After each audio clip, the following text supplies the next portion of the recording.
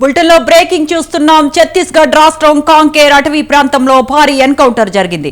ఇటీవలే కాల్పుల్లో 29 మంది మృతి చెందిన ఘటన మరొక ముందే మరోసారి ఎన్కౌంటర్ జరిగింది. ఉదయం నుంచి మావోయిస్టులు బీఎస్ఎఫ్ దళాల మధ్య ఎదురు కాల్పులు కొనసాగుతున్నాయి.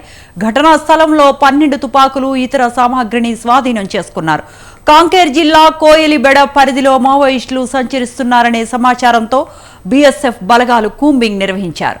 ఈ ఎదురు కాల్పుల్లో 4 మావోయిస్టులు మృతి చెందారు.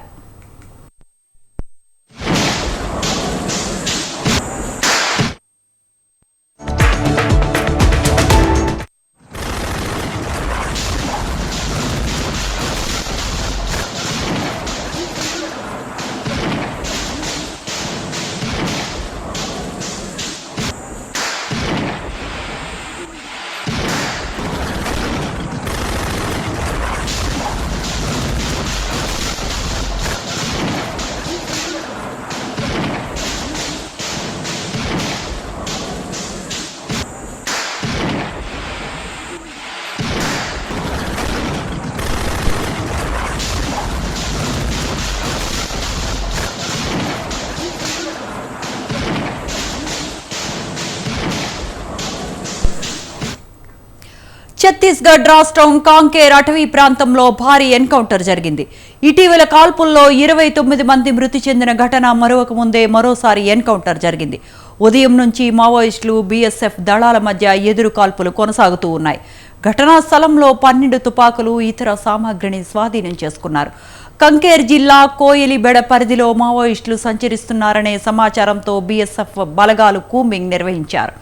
ఈ ఎదురు కాల్పుల్లో 4 మృతి చెందారు మావోయిస్టులు.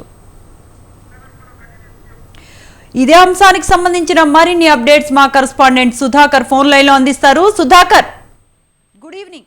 మావోయిస్టుల కూంబింగ్ జరుగుతున్నట్టు మావోయిస్టులు 4 మృతి చెందిన ఘటన చూస్తున్నాము ఛత్తీస్గఢ్ లో.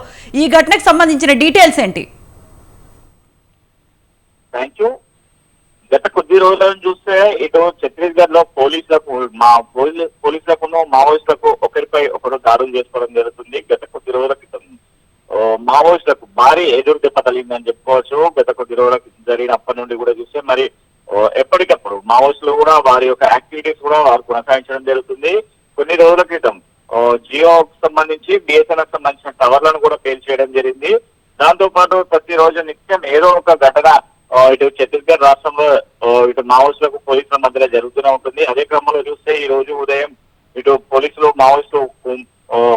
పోలీసులు కూంబింగ్ వెళ్తున్న సందర్భంలో వారిపైన మావోయిస్టులు దాడి చేయడంతో పాటు వారిపైన రాక్షసులతో దాడి చేశారు. ఈ యొక్క దాడిలో కొంతమంది జవాన్లకు కూడా గాయాలైనాయి. ఇదే క్రమంలో చూస్తే ఇటు మావోయిస్టులకు సంబంధించిన 4 వ్యక్తులు కూడా మృతి చెందినట్టు తెలుస్తుంది.